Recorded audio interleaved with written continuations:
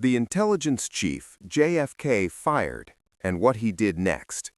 In November 1961, in his Georgetown home in Washington, D.C., a 68-year-old man sat at his desk, pen in hand, staring at a letter that would end his career. The letter was from President John F. Kennedy. It wasn't a thank you note, it wasn't a request, it was a dismissal. The subject was his resignation as Director of Central Intelligence, a position he had held for 8 years under 2 presidents.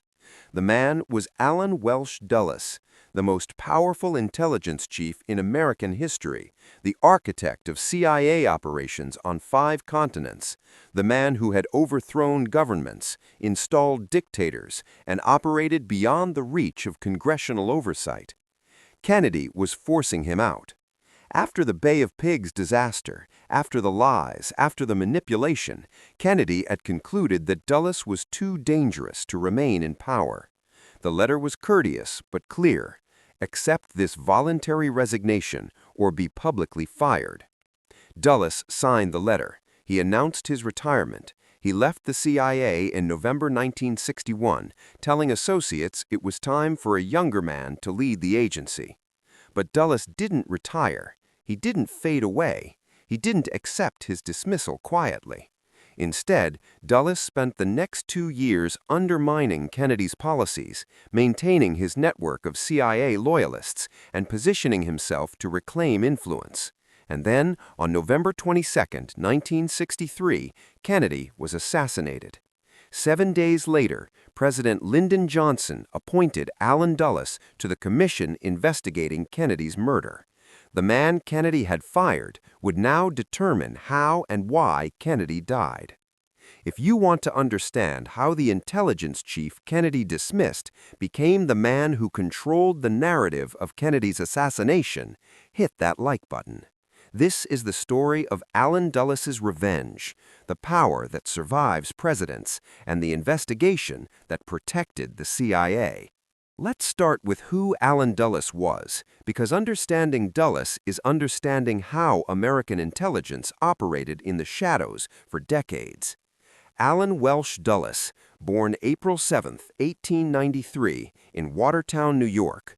Princeton University graduate, diplomat during World War I, Wall Street lawyer in the 1920s and 30s, and during World War II, a spy for the Office of Strategic Services, the CIA's predecessor. Dulles ran OSS operations in Switzerland, making deals with Nazi officers, recruiting German intelligence assets, and building the networks that would form the foundation of the Cold War espionage. In 1947, President Truman created the Central Intelligence Agency. Dulles wasn't appointed director immediately. That position went to military officers. But Dulles worked behind the scenes, building relationships, expanding operations, waiting for his opportunity. In 1953, President Eisenhower appointed Dulles as Director of Central Intelligence. For the next 8 years, Dulles would transform the CIA from an intelligence-gathering agency into a covert action powerhouse capable of toppling governments without congressional approval or meaningful oversight. Dulles's philosophy was simple. The president shouldn't always know what the CIA was doing. Plausible deniability. If an operation succeeded, the president could take credit. If it failed, the president could honestly claim ignorance. Dulles believed intelligence professionals, not elected politicians, should make operational decisions because politicians were too concerned with public opinion, too constrained by law, too hesitant to do what was necessary to win the Cold War. Under Dulles, the CIA orchestrated coups, assassinations, and psychological warfare operations worldwide. In 1953, Dulles engineered the overthrow of Iranian Prime Minister Mohammad Mossadegh, who had nationalized Iran's oil industry. The CIA's Operation Ajax removed Mossadegh and reinstalled the Shah, securing Western control of Iranian oil. The operation cost a few $1 million and took only weeks. Dulles became a legend. In 1954, Dulles orchestrated the coup against Guatemalan President Jacobo Arbenz, whose land reforms threatened the United Fruit Company, an American corporation where Dulles' law firm had represented. The CIA trained rebels, conducted bombing raids, and created a fake radio station broadcasting propaganda. Arbenz fled. A military dictatorship took power. Guatemala descended into decades of civil war. But from the CIA's perspective, the operation was a success. Another communist sympathizer removed, another American ally installed. Dulles ran operations in Indonesia, the Congo, Laos, and Vietnam. He attempted to assassinate Fidel Castro using exploding cigars, poisoned pens, and mafia hitmen. He authorized MK-Ultra, the CIA's mind control experiments using LSD and other drugs on unwitting American citizens. He built a network of journalists through Operation Mockingbird, using major media outlets to plant stories favorable to CIA interests. By 1961, when Kennedy took office, Allen Dulles was the most powerful unelected official in American government. He had operated with minimal oversight for 8 years. He had his own budget, hidden within the Pentagon's appropriations. He had assets in dozens of countries answering directly to him, not to the president. He had relationships with foreign intelligence services built over decades, and he believed he knew better than any president what American security required.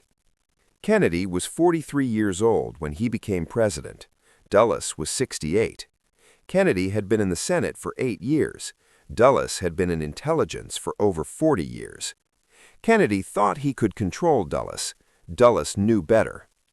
Within weeks of Kennedy's inauguration, Dulles began briefing the new president on Cuba.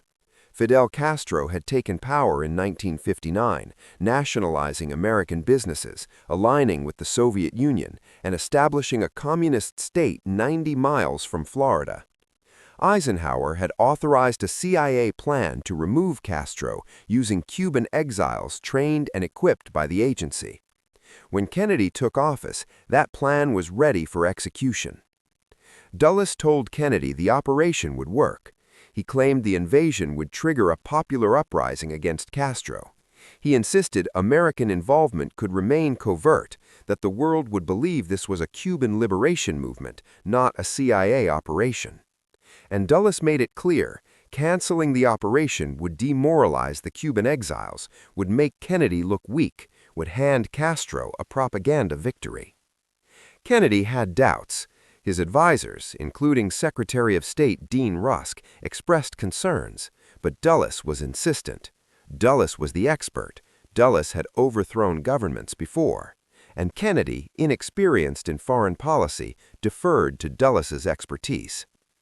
Kennedy approved the operation with modifications: no American air support, limited scale, maintain plausible deniability. Dulles agreed to these restrictions publicly, but privately Dulles believed Kennedy's restrictions would doom the operation, and that once the exiles were under attack, Kennedy would have no choice but to send in American forces to save them. Dulles was wrong. On April 17, 1961, 1,400 CIA-trained Cuban exiles landed at the Bay of Pigs. Within 72 hours, Castro's forces had killed or captured almost all of them. The invasion was a catastrophic failure. American involvement was immediately exposed. Kennedy looked incompetent internationally, and the CIA's operation, planned for months under Dulles' direction, had collapsed completely. But Kennedy didn't send in American troops. He refused to escalate.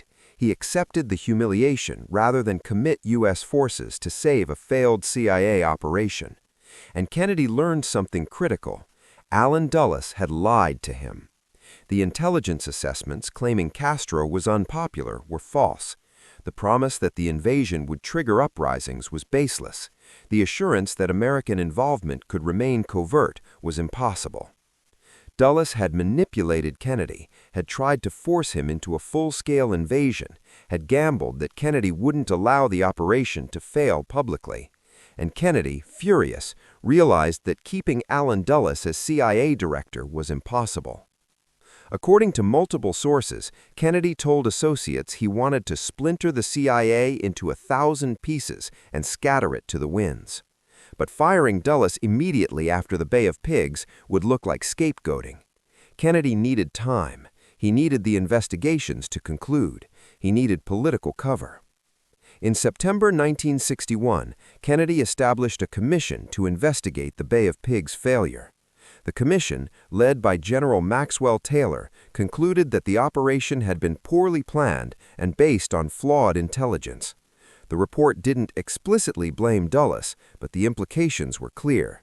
The CIA had misled the president. On September 27, 1961, Kennedy met privately with Dulles.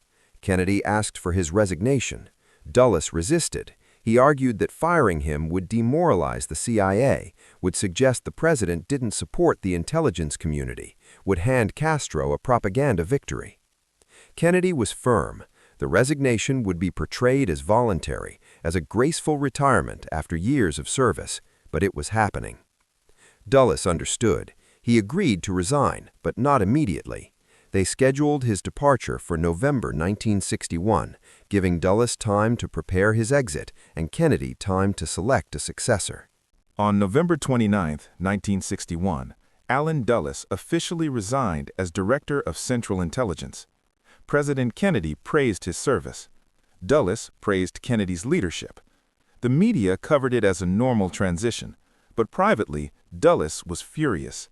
He believed Kennedy had betrayed the CIA, had abandoned the anti-Castro cause, had shown weakness that would encourage communist aggression worldwide. And Dulles wasn't finished. After leaving office, Dulles moved to his Georgetown home, but he didn't retire from intelligence work. He maintained contact with active CIA officers, particularly those loyal to him personally. He consulted with senior agency officials who kept him informed of internal developments.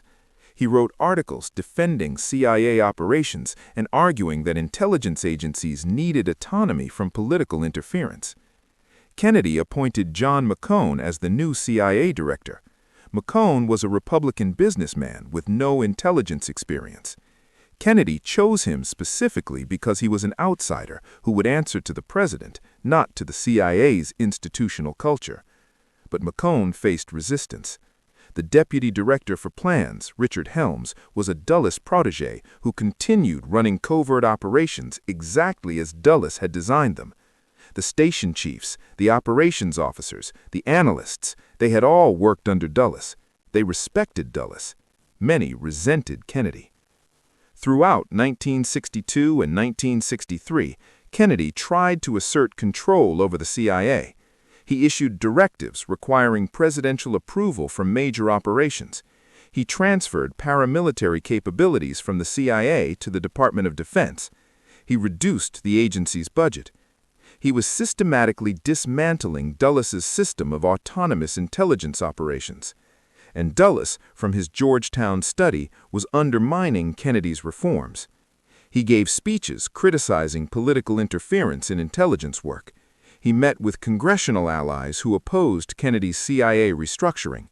He maintained relationships with journalists who published articles defending CIA independence. Dulles couldn't stop Kennedy directly, but he could make Kennedy's reforms politically costly.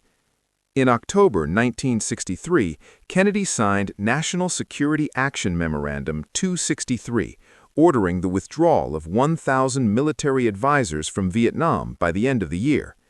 This was a direct repudiation of CIA assessments claiming South Vietnam would collapse without increased American support. Kennedy was signaling that he would make foreign policy decisions based on his judgment, not the CIA's recommendations. For Dulles and his loyalists, this was further evidence that Kennedy was dangerously naive about the communist threat. On November 22, 1963, Kennedy was assassinated in Dallas. John Cone became president.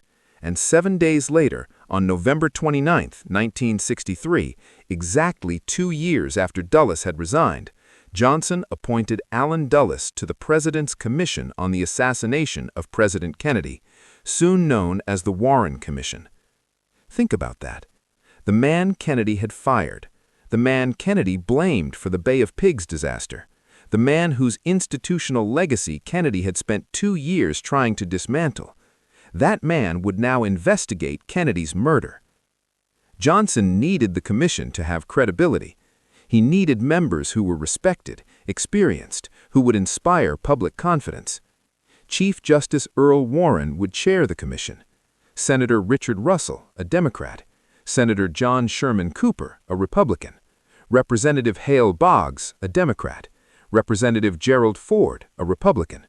John McCloy, former World Bank president, and Allen Dulles, former CIA director. The commission was bipartisan, distinguished, and seemingly independent, but Dulles's presence ensured the CIA's activities wouldn't be seriously investigated.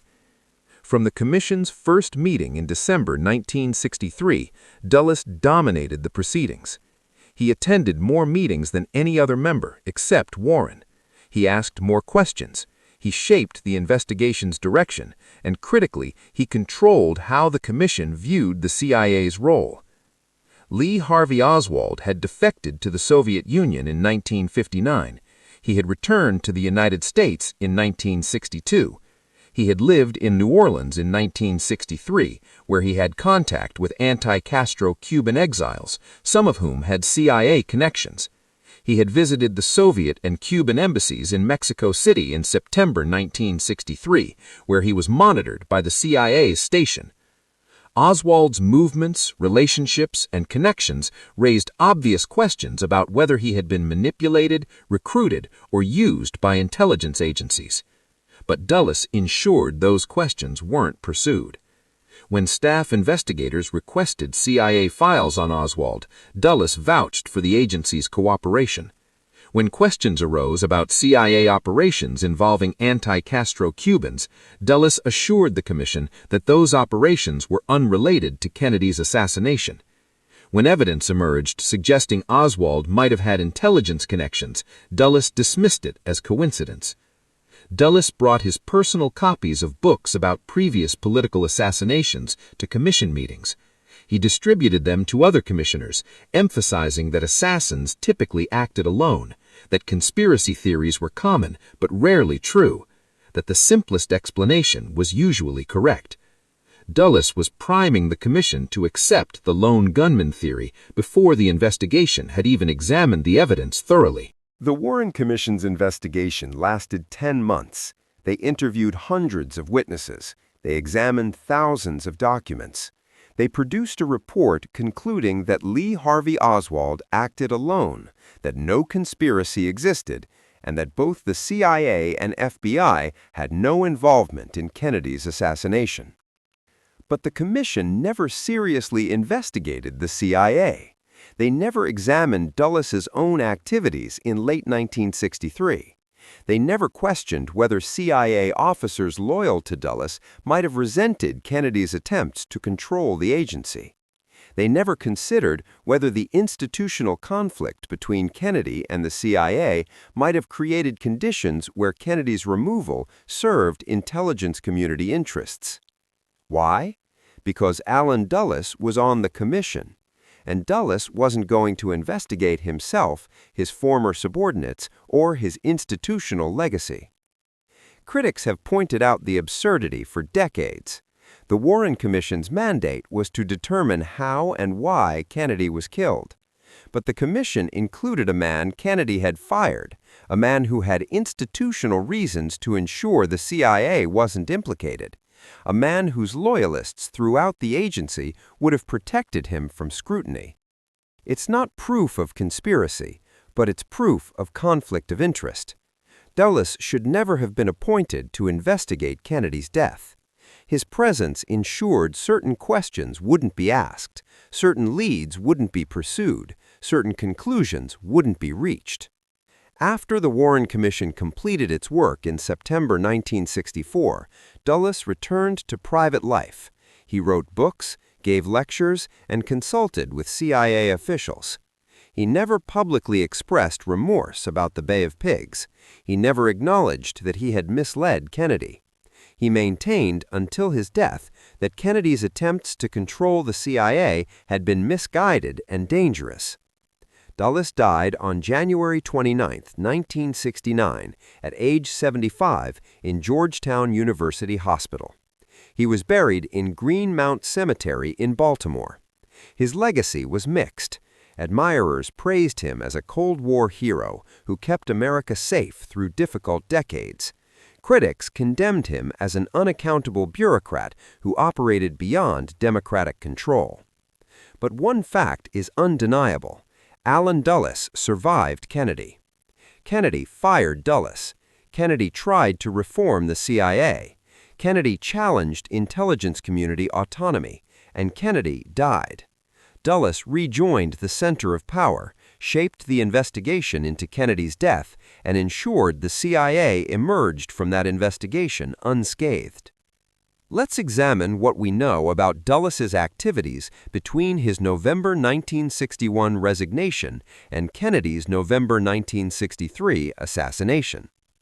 Dulles maintained active contact with CIA officers. William Harvey, James Angleton, David Atlee Phillips, Richard Helms all remained in the agency, and all had worked closely with Dulles.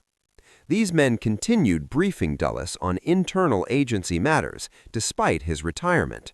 This wasn't illegal, but it was unusual. Former directors typically distanced themselves from active operations to avoid conflicts of interest. Dulles met regularly with anti-Castro Cuban exile groups. These groups, trained and funded by the CIA under Dulles, hated Kennedy for refusing to invade Cuba during the Bay of Pigs and for negotiating with the Soviets during the Cuban Missile Crisis.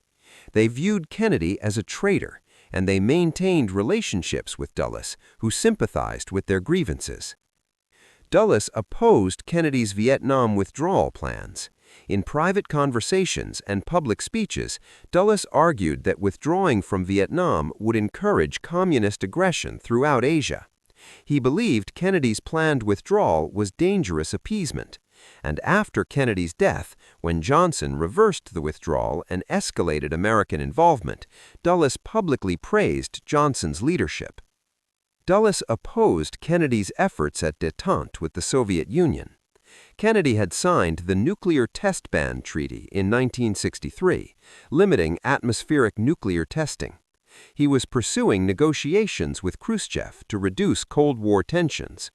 Dulles believed these efforts were naive, that the Soviets couldn't be trusted, that negotiation showed weakness. By late 1963, Allen Dulles had multiple reasons to view Kennedy's presidency as a disaster. Kennedy had fired him. Kennedy was dismantling his CIA legacy. Kennedy was withdrawing from Vietnam. Kennedy was negotiating with the Soviets. Kennedy was challenging the very assumptions about American power that Dulles had built his career defending. Did Allen Dulles want Kennedy dead? There's no evidence of that. Did Dulles participate in Kennedy's assassination? There's no proof. But did Dulles benefit from Kennedy's death? Absolutely. Did Kennedy's reforms die with him? Without question. Did the CIA survive Kennedy's attempts to control it? Undeniably. Johnson reversed Kennedy's Vietnam withdrawal within days of taking office. Johnson escalated American involvement exactly as the Pentagon and CIA wanted. Johnson maintained the intelligence community's autonomy exactly as Dulles had designed it, and Johnson appointed Dulles to investigate Kennedy's death, ensuring the CIA would never face serious scrutiny.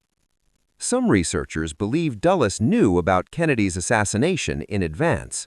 They point to his presence in Washington that weekend, his quick acceptance of the Warren Commission appointment, his domination of the proceedings. They argue Dulles's behavior suggests foreknowledge, that he positioned himself to control the narrative immediately after Kennedy died. Others dismiss this as conspiracy thinking. They argue Dulles was a logical choice for the commission given his intelligence experience.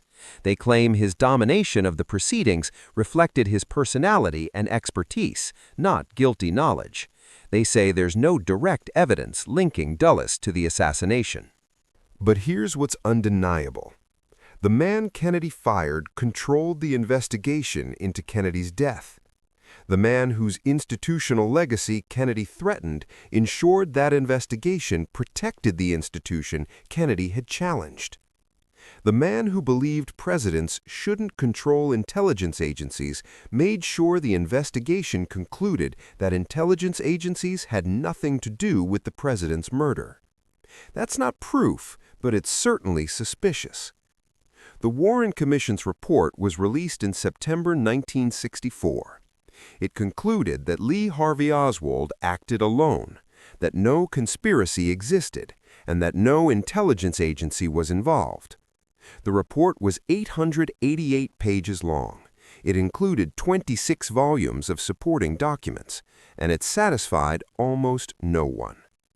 Within years, polls showed most Americans didn't believe the Warren Commission's conclusions. By the 1970s, when the House Select Committee on Assassinations reinvestigated Kennedy's death, they concluded that Kennedy was probably assassinated as a result of a conspiracy. The committee found that the Warren Commission's investigation was flawed, that evidence was ignored, that leads weren't pursued. But by then, Dulles was dead. The CIA officers who worked under him had retired or died. The anti-Castro Cubans had scattered. The witnesses had disappeared, and the truth about what happened in Dallas, if it could ever be discovered, was buried under decades of cover-ups, destroyed documents, and dead witnesses. Today, more than 60 years after Kennedy's assassination, thousands of documents remain classified. The CIA continues to resist releasing files related to Kennedy's death, claiming national security concerns. What could possibly remain so sensitive after 6 decades? What information could threaten national security now that wouldn't have threatened it in 1963? The most likely answer: information that would vindicate conspiracy theories. Information suggesting intelligence agencies, anti-Castro groups, or organized crime had connections to Oswald or to Dallas that the Warren Commission dismissed. Information that would expose how thoroughly Allen Dulles controlled the investigation to protect the CIA. We may never know the full truth, but we know this: Allen Dulles was fired by Kennedy. Dulles maintained his network of CIA loyalists after leaving office. Dulles opposed every major Kennedy policy: Cuba, Vietnam, détente with the Soviets, CIA reform. Kennedy died. Dulles was appointed to investigate Kennedy's death, and Dulles ensured the investigation protected the CIA. On November 29, 1961, Dulles resigns as CIA director. November 29, 1963, Dulles returns. The man Kennedy dismissed controlled the narrative of Kennedy's death, and the CIA survived untouched. The question isn't whether Dulles was guilty. The question is whether justice was possible when the man investigating the crime had every reason to ensure certain answers were never found. And after 60 years, we still don't have those answers, because Allen Dulles made sure we wouldn't.